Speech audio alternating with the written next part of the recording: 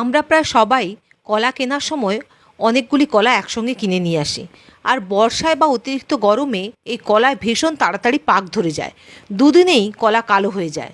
আর এই কলা অন্যান্য ফলের তুলনায় খুব দ্রুত পেকেও যায়, কালো হতে শুরু করে। কিন্তু জানেন কি, ঘরোয়া কিছু উপায়ে সহজেই কলাকে অনেক দিন পর্যন্ত তাজা রাখা যায়। চলুন জেনে নেওয়া যাক সেই ঘরোয়া টিপসগুলি কি কি।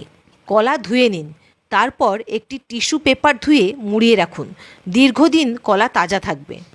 বাড়িতে কলা ঝুলিয়ে রাখতে না পারলে কলার বৃন্তগুলি প্লাস্টিক বা অ্যালুমিনিয়াম ফয়েল দিয়ে মুড়ে রাখুন।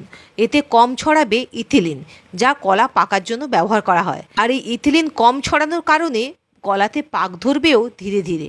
ফ্রিজের মধ্যে কলা রাখবেন না, একটি বায়ুরোধী ব্যাগের মধ্যে কলা ভরে রাখুন, তাহলে অনেক দিন ভালো থাকবে। অন্যান্য ফলের সঙ্গে কলা রেখে দেবেন না, এতে তাড়াতাড়ি কলা পচে যায়। আলাদা একটি প্লাস্টিকে আলাদা করে কলা রাখুন। ভিটামিন সি ট্যাবলেট 1 গ্লাস জলে ভালো করে মিশিয়ে নিন, সেই জলে ভিজিয়ে রাখুন কলা, তাজা থাকবে অনেক দিন। তো এই টিপসটি ভালো লেগে থাকলে শেয়ার করবেন।